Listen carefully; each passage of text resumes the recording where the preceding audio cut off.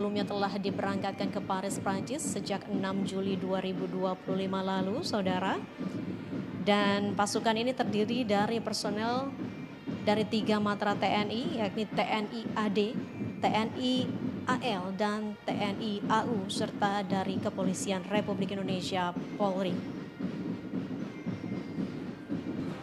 Pasukan telah melakukan latihan harian secara intensif sejak tanggal 8 hingga 12 Juli 2025. Bahkan kemarin 13 Juli 2025 juga telah melakukan gladi bersih, dan hari ini merupakan hari di mana mereka tampil di Champs-Élysées untuk kemudian memperlihatkan tidak hanya kekuatan Indonesia, tapi juga nantinya ada misi budaya yang akan turut ditampilkan dalam parade ini.